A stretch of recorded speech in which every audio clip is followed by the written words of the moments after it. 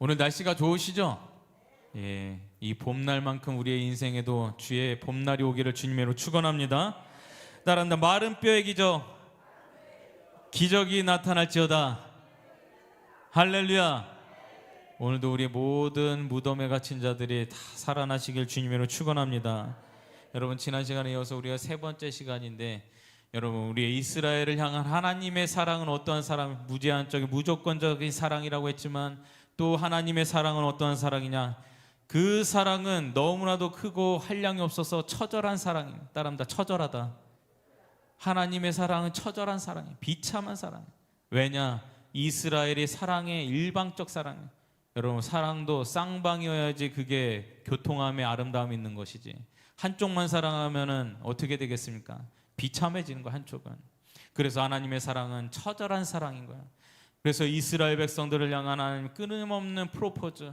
그래서 지난번에 우리가 아가서를 통하여서 하나님의 무한한 사랑을 얘기했지만, 이 처절한 사랑은 우리가 호세아 선지서에를 보면은 하나님의 사랑을 얼마나 처절하느냐. 나의 부인을 다시 돌아오기 위해서, 데려오기 위해서 돈을 주고 사오는 비참한 처지에 이른 그 호세아 선지자의 심정이 하나님의 마음이더라. 할렐루야. 그래서 여러분, 열왕기 시대의 이스라엘의 백성들을 향한 하나님의 사랑은 비참한 거예요. 처절한 것입니다. 이스라엘 백성들은 아주 이기적인 존재인 거예요. 그래서 우리가 한때는 하나님의 무한하신 사랑과 일방적인 부어지심에도 불구하고 우리가 하나님을 향해서 우리가 사랑으로 교통하는 것이 아니라 등을 지고 이기적인 존재로 우리는 살아왔다 이 말이에요. 따라합니다. 회개하자. 우리가 그 하나님 앞에 회개함이 있어야 됩니다. 그래서 여러분, 이스라엘 백성들에게 하나님께서 역사하시는, 이스라엘 백성들 하나님께서 무한하시고 정말 비참할 정도로 사랑하시지만 그 사랑에 응답받지 못하여 결국에는 어쩔 수 없이 바벨론의 포로로 끌고 가게 던져 넣으셨다는 거예요. 몇 년 동안? 70년 동안. 그래서 이 기간을 오늘 에스겔 37장에서는 이 기간을 무덤이라고 합니다. 따라합니다. 무덤. 이 무덤, 모두 다 무덤에서 회복되시길 주님으로 축원합니다. 이스라엘 백성들이 그만큼 오합지졸해 4분오열된 존재들이었다. 이스라엘의 역사를 보면은 여러분, 우리가 원래는 다윗을 통하여서 다음 후계자인 솔로몬을 통하여서 원래는 통일 이스라엘, 그냥 통일 이스라엘 민족이었는데, 이게 남과 북으로 남한과 북한처럼 북이스라엘과 남유다로 쪼개졌다 이 말이에요. 왜 쪼개졌을까요? 지금 주중기도회 때 열왕기 상을 보고 있는데 왜 쪼개졌습니까? 솔로몬의 죄 때문에, 하나님을 떠났기 때문에, 마음이 벗어났기 때문에. 따라합니다. 마음을 돌이키자. 그래서 한 나라의 지도자가 그만큼 중요한 줄 믿습니다. 한 나라의 지도자가 딴 마음 품으면은 나라가 그냥 박살나고 쪼개지는 것은 시간 문제입니다. 만약에 이 민족이 조선시대의 마지막 끝에 말이에요, 이승만 대통령이 성령 세례를 받아서 기독교 입국론의 정신으로 대한민국을 세우지 않았으면은 이 민족은 지금 벌써 필리핀이었습니다. 빈민촌들이었습니다. 그러나 한 사람이 성령에 의지해서 대한민국의 십자가를 새겨가지고 이 민족이 지금까지 복을 받은 줄 믿습니다. 그러나 솔로몬은 마지막이 좋지를 않은 거예요. 솔로몬이 그래서 할 수 없이 하나님께서 징계하셔서 쪼개가지고 북이스라엘 여로보암이라는 왕을 세우시고 남유다에 르호보암이라는 왕을 세우셨는데, 이 왕들에게도 하나님은 끊임없이 다윗의 길을 가야 된다, 하나님을 전적으로 의지하는 길을 가야 된다라고 요구하셨지만, 이 왕들이 그 길을 버리고 각자의 길을 감으로 이 북이스라엘은 아수르에게 나라가 빼앗기고, 남유다는 바벨론에게 빼앗기고, 이런 역사를 맞이하겠는. 빼앗기는 게 문제가 아니라 우리가 일제강점기를 겪었던 것처럼 포로 식민지 생활은 비참한 겁니다. 여성들이 비참한 인생을 살게 되는 것입니다. 남자들은 그냥 전쟁터에 다 총알바지로 끌려가게 되는 것입니다. 그랬는데 이 아수르와 바벨론에 끌려갔던 이스라엘 백성들이 어떻게 되느냐, 역사적으로 나중에 하나님께서 불러내시는 거. 어디로? 이 아수르와 바벨론이 전쟁을 치르는데 아수르가 지게 돼요. 그래서 바벨론 승자 독식으로 이 아수르에 끌려갔던 북이스라엘의 민족이 결국에는 남유다의 백성들과 하나 되는 일이 일어난다. 할렐루야. 근데 이 물리적인 화합, 이 하나는 됐는데 영적인 화합이 되질 않는 거야. 백성들이 사분을 오합지졸인 거야. 서로 같은 민족인데도 서로 그냥 각자 그냥 싸우고 분열하고 쪼개지고 끊임없이 싸우고 있는 거예요. 깨닫지를 못하고. 그래서 에스겔이 그발 강가라는 곳에서 하나님의 환상을 보게 됩니다. 따라합니다. 그발 강가. 하나님의 환상이 임하게 됩니다. 그 환상이 오늘 말씀해봤던 마른 뼈들의 환상인 거예요. 따라합니다. 마른 뼈의 기적이다. 하나님께서 왜 환상을 보여줬느냐? 이제는 하나님께서 예언하신 포로 70년의 생활을 그치고 이제는 이스라엘로 다시 돌아와라. 따라합니다. 돌아가자. 복음으로 돌아가자. 할렐루야. 이 백성들이 이제 돌아올 때가 되었다면, 하나님도 징계를 하셨지만 죽이기 위해서, 버리기 위해서 징계하신 것이 아니라 결국에는 주의 나라로 이끄시기 위해서, 하나님께 돌아오기 위해서 징계를 했는데 이 백성들이 아직도 정신을 못 차리고 사분을 하고 있으니, 그래서 마지막에 어쩔 수 없이 에스겔이라는 선지자를 동원하셔가지고 너는 가서 이스라엘 백성들에게 선포하라. 따라합니다. 그래서 뼈들아 제자리로 돌아가라. 힘줄의 역사, 살과 가죽의 역사, 그리고 마지막에 뭡니까? 생기의 역사. 그래서 하나님께서 이것을 선포하라. 따라합니다. 뼈들아 제자리로 돌아가라. 모두 다 우리가 정위치할 수 있기를 주님으로 축원합니다. 뼈들아 제자리로 돌아가라. 살과 힘줄이 붙고, 힘줄이 온몸으로 붙고, 그리고 살과 가죽이 붙고, 마지막에는 여기까지는 살아있는 시체다 이 말이에요. 지금 돌아다니는 모든 존재들은, 주의 영이 임하지 않은 존재들은 다 시체가 돌아다닌다. 그래서 죽은 내 예수님께 어떤 청년이 물어봤잖아요. 제가 예수님을 따르기 전에 내 아버지를 장례하고 오게 하시옵소서 했더니 너는 죽은 자들에게 장례를 치르게 하고 너는 나를 따르라. 생명의 주를 따르라. 할렐루야. 그래서 뼈들아 제자리를 찾아가고 힘줄의 역사, 살과 가죽과 생기의 역사를 이루어서 이 말씀을 선포하라. 이게 뭘 얘기하느냐? 결국에는 이것은 한 완성된 온전한 존재를 얘기하는 거예요. 뼈들이, 머리뼈도 있고 목뼈도 있고 팔, 다리 뼈도 있고, 이게 온전한 존재, 온전한 존재. 여기 에스겔 37장에서 말씀하는 사람같이 보여요? 아무튼 뼈들도 있고, 뼈 위에 힘줄이 붙고 살과 가죽이 붙고, 근데 여기까지가 아니라 결국에는 성령이 이 속에 거하셔야 온전한 사람이 되는 존재가 되는 줄 믿습니다. 성령을 사모해야 될 줄 믿습니다. 저를 따릅니다. 주여 주시옵소서. 성령이시여 나에게 오시옵소서. 할렐루야. 성령을 사모해야 될 줄 믿습니다. 이 시대는 어차피 다 대세는 넓은 길로 가는 세대입니다. 그래서 성령을 다 멸시하고 성령을 외면하고 성령의 은사를 버리는 그 시대를 살고 있는데, 우리는 세상의 풍조를 따르지 아니하고 우리는 길이 협착하여 좁은 이가 많지는 않으나 그 길은 생명이 있는 줄 믿습니다. 생명의 길로 가야 될 줄 믿습니다. 성령이 우리 안에 있습니다. 그래서 이것이 바로 온전한 한 사람의 존재다 이 말이에요. 근데 이 말씀이 어떤 사람들에게는 알아듣기가 힘드니까 성경은 성경으로 해석하는 게 가장 좋습니다.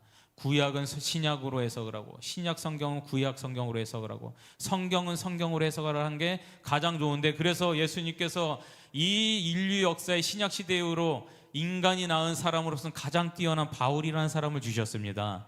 그래서 바울, 신약 성경의 절반의 저자인 바울을 통하여서 말씀을 전하셨는데, 고린도전서 12장 이하 4절 이하에 보면은 바울이 뭐라고 그러냐, 한번 읽어볼까? 고린도전서 12장 4절 앞에 나오죠.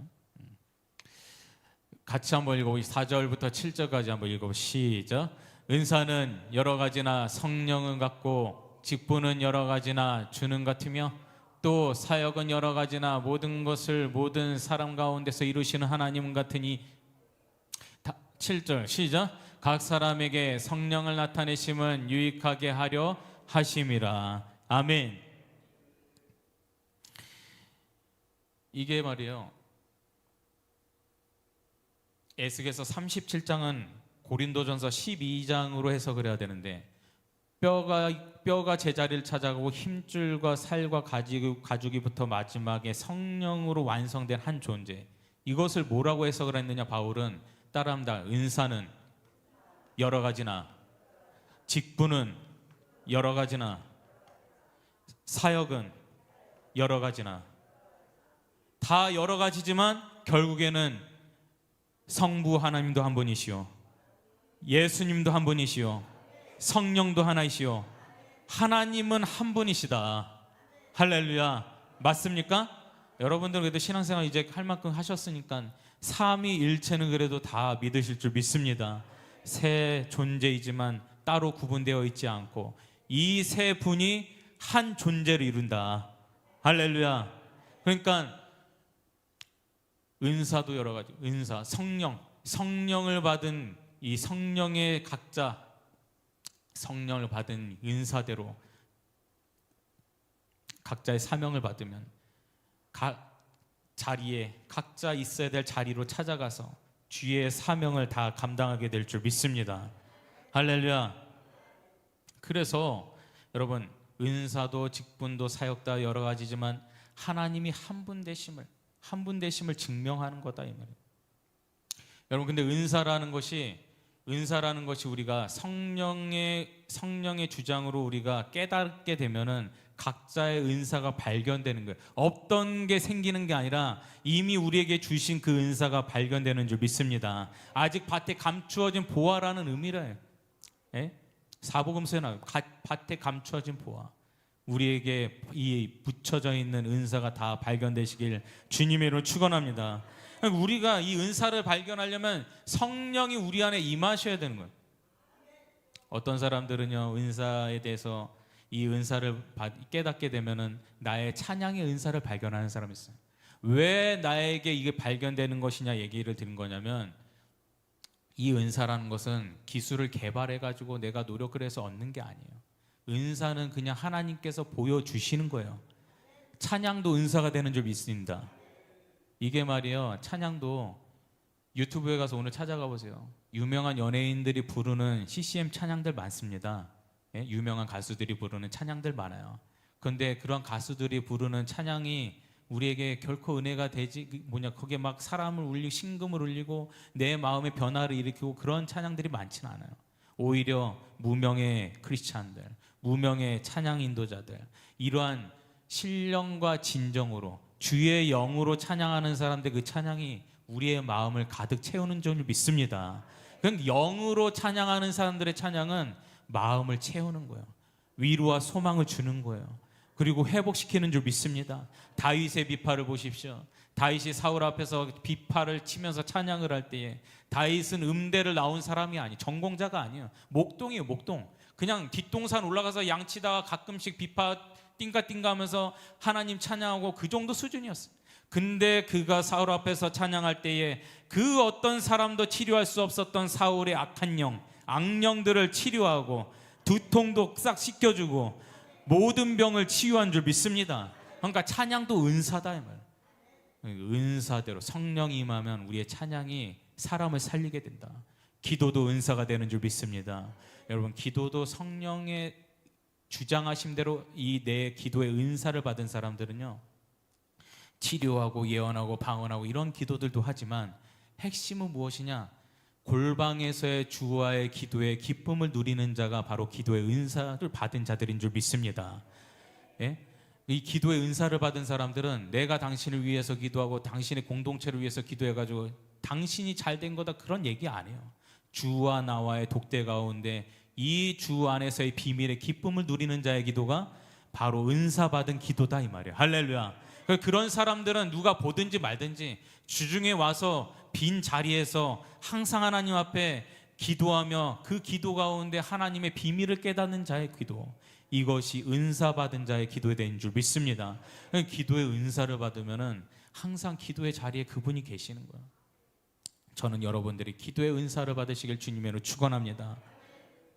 말도 은사를 받은 사람들의 말이 있습니다. 그 사람이 할 때 나와 만나서 말을 할 때마다 항상 다른 사람들의 립 서비스랑은 달라요. 차원이 달라요.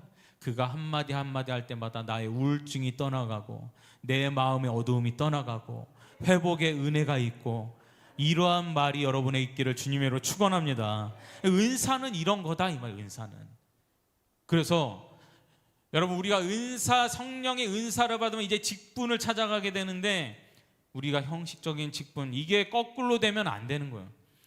우리가 시간이 지나면 집사도 되고 권사님도 되고 장로님도 되고, 때를 따라서는 우리가 목사 사역자도 될 수도 있지만, 여러분 직분을 이게요, 지금은 먼저 직분 받고 그 다음에 깨달아 가지고 은사 찾아다니는 사람들이 있는데, 순서를 바꾸면 안 되는 거예요. 우리가 무슨 일을 하든지 항상 성령을 먼저 받고, 성령에 의해서 내가 있어야 될 자리를 찾아가고, 성령이 주장하시는 일을 감당하시길 바랍니다. 이게 거꾸로 되니까 먼저 직분 받고 나중에 성령을 모르는 사람이 지도자가 되니까 교회가 쪼개지고 박살나고 문제가 생기고 상처가 나고 그냥 난리가 나는 거야. 그게 지금 이 시대의 교회의 이 딜레마다 이 말. 그래서 이 문제가 지금 거슬러 가서 고린도전서 1장에 뭐라고 했습니까? 교회에 박살이 난 거예요. 어떤 이는 아볼로파요, 게바파요, 그리스도파요, 나는 바울파다, 당파 짓는 이들이 있으니. 왜? 성령을 받지를 못해가지고. 우리는 모두 성령을 사모해야 될 줄 믿습니다. 그래서 우리가 은사와 직분과 사역은 여러 가지나, 하나님은 한 분이셔서 한 몸을 이룬다라고 했는데, 그러면 이 말씀이 결국에는 에스겔서 말씀과 고린도전서의 말씀은 무슨 의미를 공통적으로, 결과는 뭐냐? 결론이 머리 대신 예수의 몸을 이루는 모든 뼈들은 제자리를 찾아가라 이 말이에요. 할렐루야. 뼈들아, 따라합니다. 뼈들아, 제자리를 찾아가라. 할렐루야. 에스겔서 고린도전서의 말씀의 결론은 뭐냐? 한 몸이 이루어질지언데 머리는 이미 정해져 있다 이 말이에요. 머리가 되고 싶은 분 계세요? 다 그러면 이제 나락으로 떨어지는 길이에요. 오직 머리는 예수가 되실 줄 믿습니다. 머리는 이미 정해져 있는 거예요. 내가 머리가 되면 되겠어요? 예? 다른 사람이 머리가 되면 되겠어요? 이거는 기형아입니다. 기형아, 영적 기형아. 예수가 머리가 된 이 지체를 이루는 것이 저와 여러분의 사명이 될 줄 믿습니다. 여기에 달라붙는 것이 바로 오늘 뼈들이 제자리를 찾아가가지고 성령에서 온전한 한 존재가 무덤에서 뛰쳐나오는 역사가 바로 이 지체에 붙어 있는 것인 줄 믿습니다. 그러니까 예수를 머리로 하여 내 자리를 찾아가는 것, 이것이 오늘 말씀의 결론이다 이 말이에요. 그래서 여러분, 우리의 삶의 말이에요. 각자 책임감이 다 있으시죠? 부모로서의 사명, 집사, 권사, 장로님, 목사님으로서의 사명, 또 우리의 맡은 기관에 내가 직분자의 사명, 다 사명이 있어요. 사명이 있는데 성령이 무엇을 말하는지 모르면은 자녀를 위해서 삽니다. 내 부모를 위해서 삽니다. 나의 존재, 삶의 존재를 위해서만 삽니다. 내가 밥 벌어 먹는 일을 위해서만 삽니다. 그러나 이러한 모든 사명은 다 빗나간 사명이에요. 제자리를 찾아가지 못한 사명이에요. 그래서 성령을 받은 이들은 각자 우리의 사명이 있을진데, 그 모든 것들은 은사도 직분도 사역도 여러 가지지만 결국에는 주 예수 그리스도를 머리로 삼는 각자의 자리에 사명을 찾아갈지어다. 할렐루야. 이 사명을 우리가 회복해야 된다 이 말이에요. 따라합니다. 사명을 회복하자. 졸린 분들은 일어나서 뒤에서 설교도 들으세요. 할렐루야. 이제는 내가 그 입신에 들어가도 저는 이제 그냥 양보하지는 않겠습니다. 예? 다 일어나서 그냥 수업 듣듯이 뒤에 가서 일어나서 물 한 잔 드시고 오시든지, 다 오늘 말씀에 승리하시길 바랍니다. 그래서 말이에요, 이 사명이 아니라 내 생각에 사로잡혀서 내 생각의 의지대로 살고자 하는 사람들은 환상 속의 그대예요. 환상 속의 그대. 왜냐? 환상 속이라는 것은 절대 이루어질 수 없는 꿈들을 얘기하는 거예요. 여러분, 내 생각과 의지대로 여러분들이 인생을 살아왔던 그 경험들을 한번 생각해 보세요. 그 인생 동안에 내 뜻대로 지금 이루어졌습니까? 예? 돈도 그렇고 자녀들의 일도 그렇고 나의 개인의 삶도 그렇고 그렇게 잘 되어서 이루어지던가요? 안 되죠. 저보다 더 잘하실 거라 믿어요. 그래서 환상 속에 그대가 되면 안 돼요. 우리는 예수님이 주신 이 사명으로 우리는 각자의 자리에 있는 것이 축복이 될 줄 믿습니다. 우리 한번 찬양합시다. 그 내가 뭐냐 얘기는 안 한 것 같은데 주 하나님 독생자에서 아까 그 찬양했던 거 한번 찬양해봐요. 살아계신 주님이 우리를 이끌어 가신다. PPT도 한번 찾아. 거기 아파요. 아까 했던 거. 살아계신 우리 박수치미 찬양.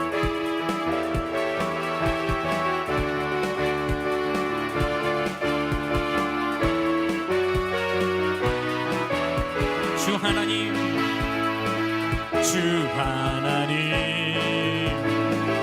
독생자 예수 날 위하여 오시었네. 내 모든 죄를 내 모든 죄 다 사하시고 죽음에서 부활하신 우리를 부활시키신 주님은 살아계신 주 나의 참된 소망 걱정 근심 전혀 없네. 아멘.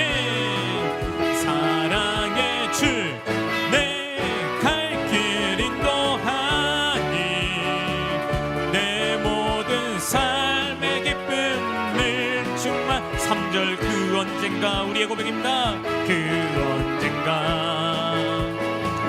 주 뵐 때까지 주를 위해 싸우리라. 승리의 길 멀고 험해도 나의 앞길 지켜주실 살아계신 주님 믿습니다.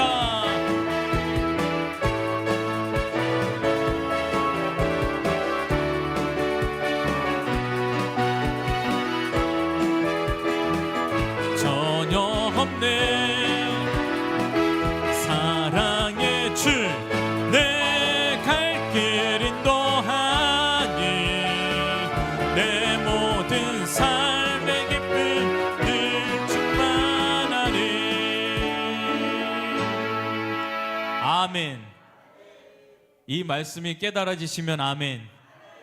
그래서 이게 지금 마른 뼈들이 제자리를 찾아 온전한 존재가 되어서 무덤에서 튀쳐나와야 될 텐데, 그러기 위해서 첫 번째 조건이 뭐냐?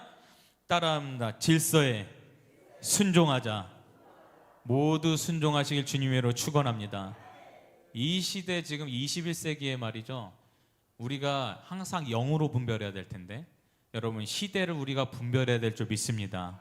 영의 눈으로 분별해야 되는데 항상 악한 마귀도 이 미디어와 여론을 항상 이용을 하는 거야. 시대의 풍조와 트렌드와 문화라는 것도 항상 악한 마귀의 좋은 수단입니다. 그래서 지금 이 시대는 성경적인 용어와 말에 대해서 항상 거부감이 일어나요. 반항을 해요. 순종이라는 말이 지금 이 시대에 좋은 말로 들립니까? 안 들린단 말이에요. 순종하라, 순종하자 이런 말에 대해서 이따 딱 들으면은 기독교인들조차도 그런 말들을 별로 좋아하지 않는 사람들 많습니다. 다 똑같다 이 말이에요. 목사님이나 장로님이나 높은 사람은 다 평등. 너나 나나 다 똑같이 평등. 그러니까 나도 주장할 수 있다. 나도 머리가 될 수 있다. 요게 바로 성경에 반하는 적그리스도적인 생각에 좌경화된 생각이다 이 말이에요.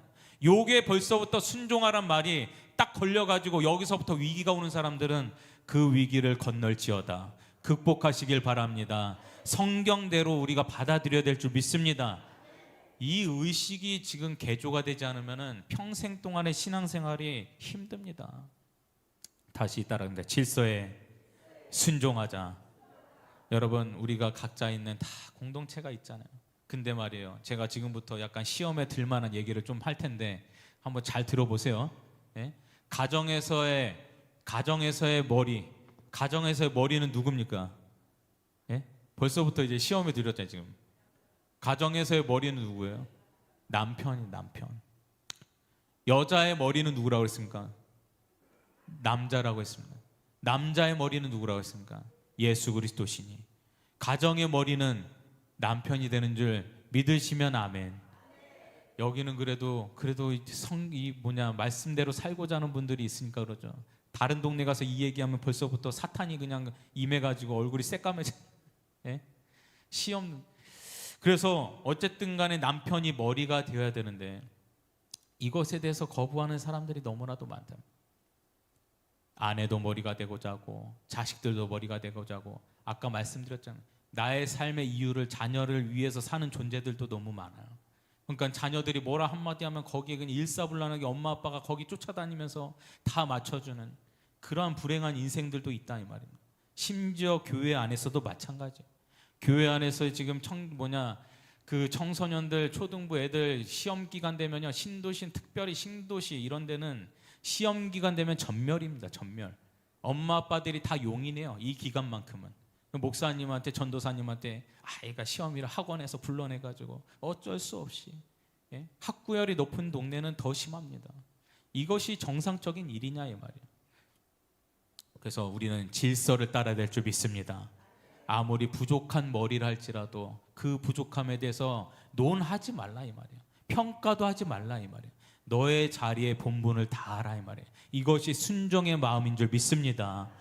그러니까 남자가 머리가 부족하더라도 여러분 생각해보세요. 머리가 꼭 좋은 것만 아닙니다. 여러분 순종이 더 쉽겠습니까? 아니면 머리가 돼가지고 목숨을 걸고 지켜야 되는 사람의 사명이 더 편하겠습니까? 예? 목숨이 두 개인 사람 있어요? 다 하나입니다.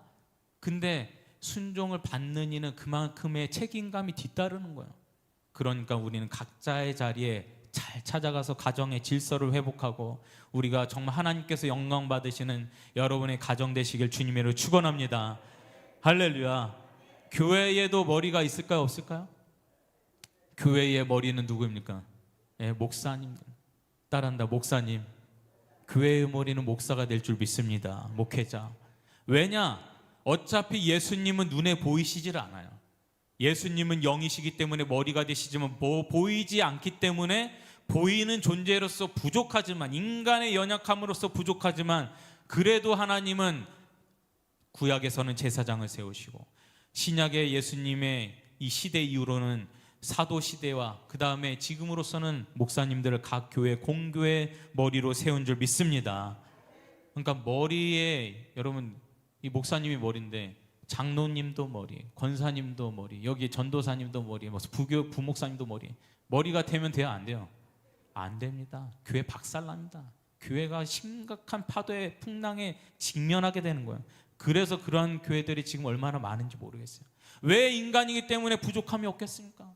왜 인간이기 때문에 실수가 없겠습니까? 근데요, 지금 이 시대가요, 사악한 좌경화된 시대라고 생각이 드는 게, 자신의 연약함과 잘못됨은 이 티끌은 보지 못하고 남의 들보만 보여가지고요, 그냥 카메라 대고 거기 집중 수십 번 수백 번 언론 뉴스에 그냥 미디어에 유튜브에 그냥 쫓아다니면서 그런 것만 쫓아다니는, 거기에 현혹되는 그러한 사람들도 있으니 여러분, 우리가 자리를 잘 찾아가서 부족함이 있으면 부족한 대로 그를 위해서 긍휼히 여기고 기도하는 것이 우리의 본분이 될 줄 믿습니다.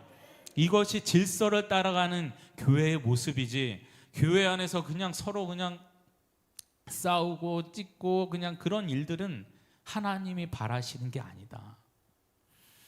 맞습니까?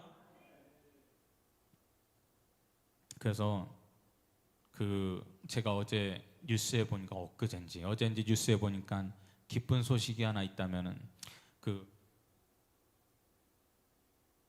서울시 학생 인권 조례가 폐지된 거 아세요? 예? 아는 분 있어요? 모르셨어요? 뉴스 좀 보고 사세요. 요즘 뉴스 보면 화가 치밀어 올라가지고 뉴스를 안 보고 사십니까? 예? 지금 어제인가 엊그저께 뉴스에 나왔는데 서울시 학생 인권 조례가 서울시 의회에서 폐지가 되었습니다. 박수! 왜 박수를 쳐야 되느냐? 잠깐 이거 언급하고 갈 텐데, 이 서울시 인권조례가 민주당에 의해서, 사실이니까 그냥 얘기할게요. 민주당의 좌파 정권에 의해서 지금 학생 인권조례가 주창이 되어가지고 많이 세워졌다 이 말이에요. 근데 이거는 상위 법보다 지방자치 조례가 더 골치 아픕니다. 우리 현실에 더 피부에 와닿는 것이 조례예요. 근데 서울시 인권 조례가 생기면서부터 전국적으로 조례가 생겼는데, 이 조례의 핵심적인 내용만 언급할 텐데, 아이들 교과서에 일부 보면은 성교육이라 시고 이 사람의 성기를 적나라하게 아이들한테 보여주고, 성관계는 좋은 거다 아이들한테. 그러니까 어른들의 성관계가 좋은 것이다라고 얘기하는 거 아니라 아이들도 성관계를 할 수 있다. 성관계 인권이 있다. 너희들도 성관계 할 수 있는 권리가 있다. 임신했냐? 이거는 좀 학교 다니는데 문제가 되니까 낙태할 권리도 있다. 그것이 학생 인권 조례의 내용 중에 하나예요. 그게 교과서 중에 내용 중에 하나이고. 할렐루야. 할렐루야 안 하지. 이런 문제가 있다 이 말이에요. 그리고 교사 인권의 문제가 있잖아요. 뉴스 보셔서 아실 거 아니에요. 하도 시달려가지고 교사들이 그냥 완전히 그냥 멘탈이 나가가지고 자살해버리고, 예? 선생님한테 그냥 대들고, 선생님이 가서 자는 애 깨워가지고 좀 일어나서 수업 들어라 툭툭 쳤는데 그거 가지고 경찰서에 신고해가지고 우리 선생님이 나 폭행했다고 신고해가지고, 이런 일들이 비일비재했다는 거예요. 그 왜 그러냐? 학생 인권 조례 때문에 그런 거예요. 그래서 이게 폐지됨으로 여러분, 우리가 이 인권이 문제가 아니다. 학생들도 다 그래서 교사랑 똑같이 맞먹는 머리가 되겠다는 거예요. 여러분, 교사 선생님하고 학생하고 똑같이 동등하게 머리가 되면 되겠습니까? 안 되잖아요. 교육이 안 되잖아요. 그래서 어쨌든 서울시 의회에서 며칠 전에 이 학생 인권 조례가 폐지됨으로 아마 전국적으로 영향이 갈 겁니다. 그래서 우리는 질서를 따라야 될 줄 믿습니다. 성경의 질서를 따르자 이 말이에요. 동성애가 웬 말이니? 학생 인권 조례에 이 학생 인권 일합시고 동성애도 조장하는, 이게 웬 말입니까? 그래서 우리는 성경의 질서를 따라서 우리는 제 자리를 찾아가야 될 줄 믿습니다. 이것이 우리가 온전한 존재가 되어서 무덤에서 탈출하는 기회가 된다 이 말.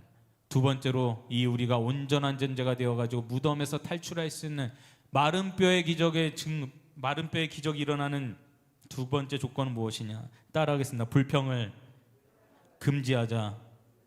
불평을 그만두자. 불평이 좋을 때가 있어요, 없어요? 불평이 한 번이라도 좋을 때가 있을까, 없을까요? 불평이라는 것이 없겠죠? 불평은 어두움의 세계관인 줄 믿습니다. 악한 영의 장난인 줄 믿습니다. 우리의 입술에서 불평과 불만과 원망과 미움은 다 버려지길 주님으로 축원합니다.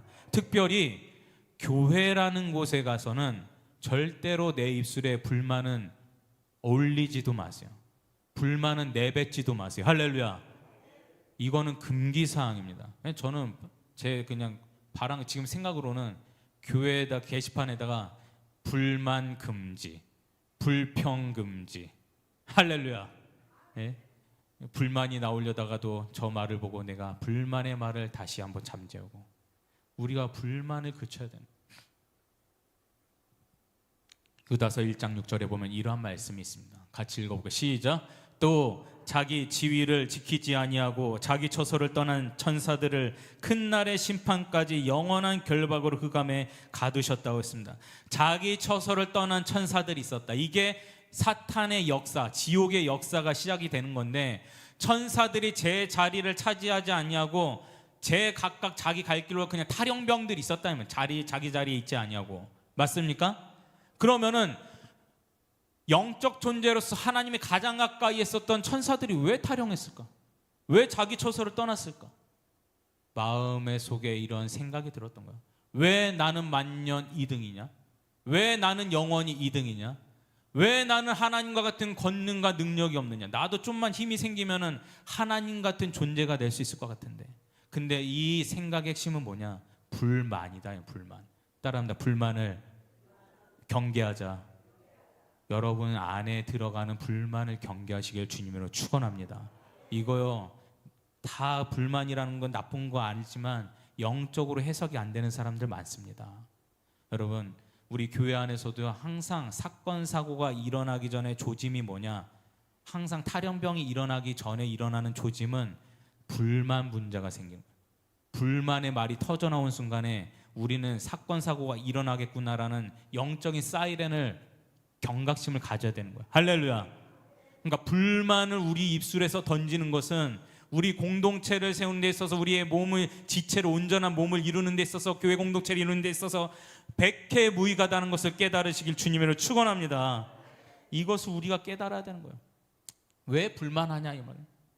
교회에서요, 여러분, 예수님께서 말씀하셨어요. 어느 날 나사로의 집에 갔습니다. 마르다는 급히 예수님이 오셔가지고 차 한 잔이라도 음식이라도 배고프실까 봐 먼 길을 와서 대접하려고 했었습니다. 그 마음도 예수님에 대한 선한 마음이에요. 그러나 마리아는 만사를 제쳐두고 그냥 일단 할 일은 있었지만 예수님 곁에 붙어서 예수님의 입을 주목하여 그 말을 듣기를 원했습니다. 근데요, 예수님께서 뭘 하셨느냐? 마르다, 마리아 어느 누구도 책망하신 적이 없어요. 마르다도 각자 위치에서 일단 너가 원하는 것을 하고, 마리아도 너가 원하는 것을 하고, 그러나 나는 안다. 너희들이 나를 사랑하는 것을 안다. 마르다도 나를 대접하기 위해서 준비하고 있었으니까 그 준비해서 먼저 대접하고 주의 말씀을 들으면 될 것 아니냐. 근데 왜 마리아를 책망하고 불평하고 원망하느냐? 그것은 경계해야 돼. 할렐루야. 그래서 따라합니다. 불만을 버리자. 불만은 백해무익하다. 그래서요, 저는 이제 우리가 현실 적용인데, 오늘 현실 적용인데, 남편과 아내에 대해서 원망할 겁니까? 안 할 겁니까? 불만할 거야? 안 할 거예요? 지금 다 입 다물고 지금 말이라고 하고 있는 건지, 지금 나 뭐 한번 살아보라고 지금, 예? 내 인생을 아냐, 내 눈물의 고개를 아냐고 지금. 제가 다 이해할 수는 없지만 여러분, 우리가 공적인 자리에서 남편과 아내에 대한 원망을 그치기를 주님으로 축원합니다. 덕이 되질 못하고 주님이 기뻐하시지 않는 거예요. 우리가 불쌍히 여기고 긍휼히 여기고 항상 우리가 축복하는 자세가 있기를 주님으로 축원합니다. 나라와 민족을 위해서도 그래요. 나라와 민족을 위해서도. 이 대한민국이요, 지금 나라가 자살하기 일보 직전이라는 것이 징조 증상이, 나라와 민족의 지금 우리 대한민국이 받은 축복에 대해서는 숫자를 헤아리지 아니하고, 대한민국이 헬조선이다, 못 살겠다, 그냥, 예? 상대적인 빈곤에 의해서 그냥 그렇게 나라를 저주하고 지도자들을 저주하고 미워하고 증거도 없어요. 그러나 우리는 기독교 정신으로 나라와 민족을 불쌍히 여기고 또 사랑하고 축복하고, 우리가 그렇게 나라 지도자를 위해서 기도해야 될 줄 믿습니다. 이게 말이요, 미국은, 잘 보세요. 미국은 지금 기독교의 이 교회들이 많이 무너진 것은 현실입니다. 뭐 장로교, 감리교 해가지고 동성애를 인정을 하고 뭐 받아들이는 그 지경까지 갔으니까 일단은 교회들도 지금 많이 와해되고 있긴 하지만, 그래도 그 안에는 하나님의 신실한 사람들이 여전히 있긴 있어요. 그래서 어떤 문화가 있냐면, 그래도 기독교 국가라고 불릴만 한 것은, 미국에서는 그냥 어떤 콘서트 그리고 뮤지컬, 어떤 집회, 이런 일들이 있을 때마다 뭐 기독교 행사가 아니어도 일반 행사에 있어서 앞에서 가장 먼저 하는 게 무엇이냐? 이 사람들은 나라와 민족을 위해서 헌신한 사람들에게 감사하는 시간을 가져요. 감사하는 시간. 그래서 뮤지컬을 하기 전에도 우리 다 같이 사회자가 먼저 방송 안내를 합니다. 우리가 먼저 나라와 민족을 위해서 헌신한 군인들과 또 나라의 종교 지도자들과 이들을 위해서 우리가 감사하는 시간, 감사의 박수를 보냅시다. 이렇게 하면서 축복을 한다 이 말이에요. 그러니까 이러한 기독교 정신이 아직도 미국에 남아 있어요. 우리가 배워야 될 부분이 이러한 부분입니다. 우리가 나라와 민족을 위해서 우리가 축복하고 긍휼히 여기고 기도하는 저와 여러분 되길 바랍니다. 불평을 금지해요. 불만을. 제가 오늘 이 말씀만 드리고 오늘 그냥 중간에 마치고자 하는데, 제가 얼마 전부터 그 유튜브에서 좀 이렇게 주목해서 좀 보는 부류들이 있어요. 누구냐면은 전직 목사. 그 제목을 그런 식으로 달아놨더라고. 전직 목사. 나는 전직 목사였다. 해가지고 뭐 부교육자든 뭐 담임 목사님이었든 사역을 하다가 나 이제 사역 안 하고 그냥 잡을 가지고 일을 하면서 내가 뭐 이제 뭐 주중에 일하고 주말에는 뭐 돈 벌러 가고, 주중에는 일하고 주일에는 뭐 교회 신앙생활하러 가고, 아니면은 뭐 이렇게 전임 사역자였다가 파트 그냥 주일에만 사역하고 이제 평일에는 일하러 가는 뭐 이런 식의 요즘에 급속도로 그런 분들이 많더라고요. 물론 환경적으로 저는 이해를 합니다. 근데 제가 무슨 말씀을 드리려고 하냐면 대부분의 그러한 목사님들의 영상을 보면 하는 말이 뭐냐면 점잖게 나는 문명인처럼 지성인처럼 얘기를 하지만 핵심은 뭐냐? 교회가 돈을 적게 줬다 이 말이에요. 교회가.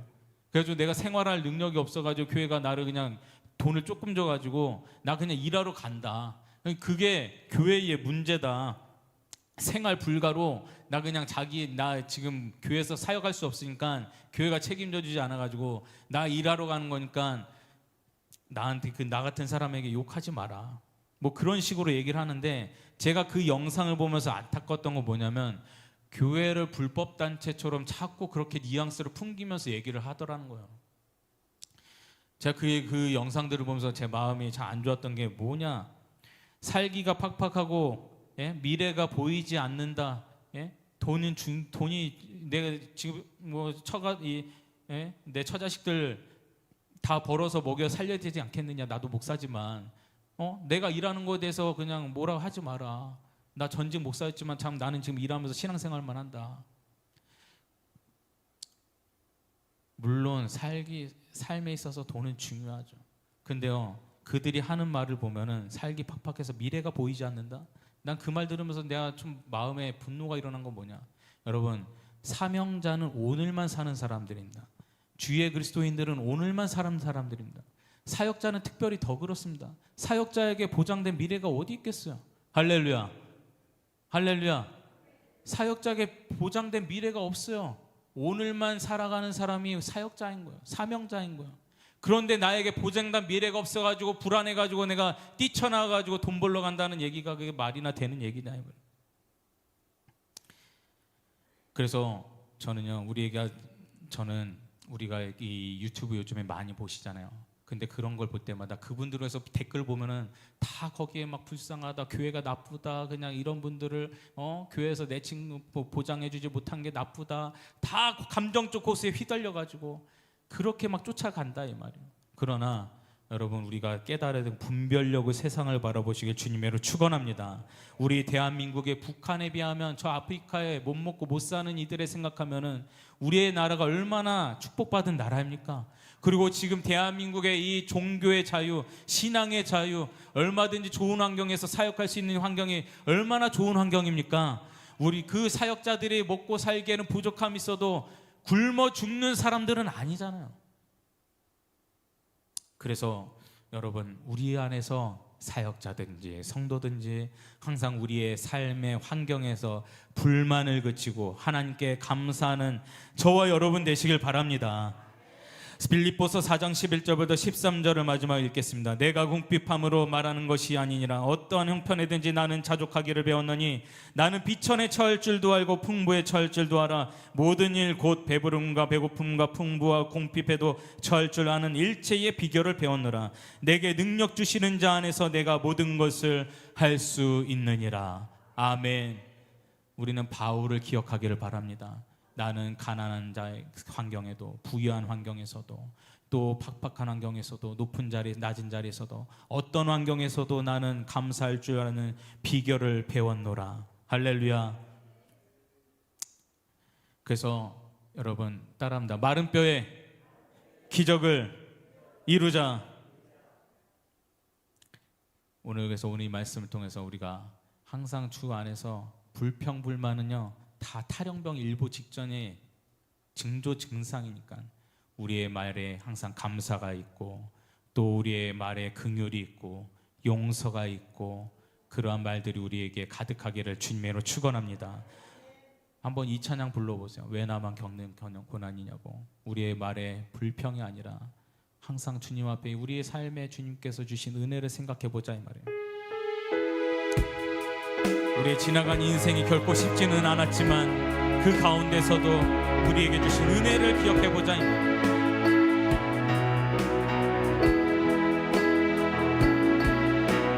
왜 나만 겪는 고난이냐고. 불하지 마세요. 고난의 휘 우편에 있는 주님이 주실 축복 미리 보면서 감사하세요. 너무 견디기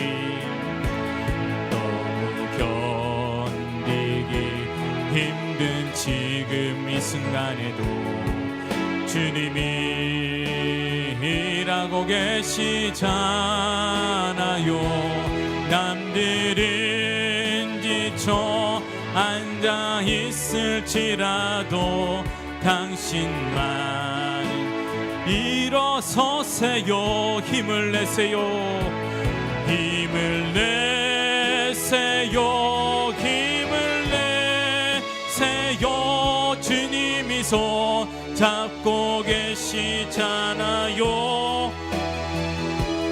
주님이 나와 함께함을 믿는다면 어떤 역경도 이길 힘을 내세요. 힘을 내세요. 힘을 내세요. 주님이 손잡고 계시잖아요. 와 함께함을 믿는다면 어떤 역경도 이길 수 있잖아요. 할렐루야.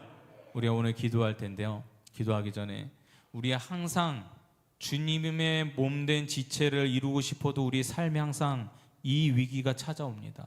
우리 삶의 위기는 찾아옵니다. 그 위기가 우리의 삶의 신앙의 감별사가 될 것입니다. 그 위기는 우리가 진짜 성도인지 가짜 성도인지를 감별하는 감별사가 될 거예요. 그래서 여러분 모두가 우리의 삶의 위기가 올 때마다, 또 풍랑이 올 때마다, 그때마다 여러분이 진짜임을 증명하시길 바랍니다. 주님 앞에 내가 진짜 주님 앞에 붙어있는 지체가 됨을 증명하시길 바랍니다. 하나님, 오늘도 우리의 모든 삶의 마른 뼈가 다 회복되게 하여 주셔서 주여 고쳐주시고 일으켜 주시옵소서.